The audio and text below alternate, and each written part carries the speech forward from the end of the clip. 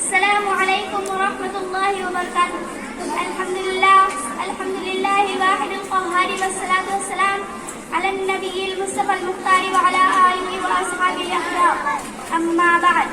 میری پیاری اسلامی بہنوں، اللہ اور اس کے رسول صلی اللہ علیہ وسلم نے ہم کو دوزخ کے عذاب سے بار بار ڈرایا ہے۔ دوزخ بڑی خوفناک جگہ ہے، دوزخ بہت برا ٹھکانہ ہے۔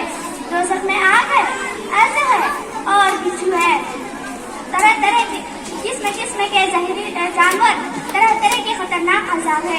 دوزخ کی آگ اندھیری رات کی طرح بالکل سیاہ ہے، اس کی لپٹ میں روشنی نہیں ہے۔ حضور صلی اللہ علیہ وسلم فرماتے ہیں کہ دوزخ کی آگ کو 1000 برس تک دھوکا گیا تو وہ سرخ ہو گئی، پھر 1000 برس تک دھوکا گیا تو سفید ہو گئی، پھر 1000 برس تک دھوکا گیا تو سیاہ ہو گئی، اور اب سیاہی ہے، وہاں بالکل تاریکی اور خوب اندھیرا ہے۔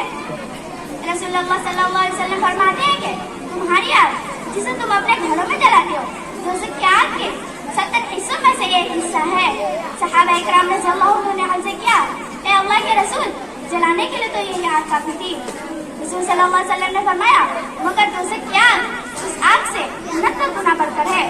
یہ تو دوزخ کی آگ کا عالم ہے، اور دوزخ کی گہرائی کا یہ عالم ہے کہ حضرت ابو ہریرہ رضی اللہ عنہ روایت کرتے ہیں کہ ایک مرتبہ ہم لوگ رسول اللہ صلی اللہ علیہ وسلم کی خدمت میں بیٹھے ہوئے تھے کہ ہم نے کسی چیز کے گرنے کی آواز سنی۔ حضور نے فرمایا، کیا تم جانتے ہو کہ کس چیز کی آواز ہے؟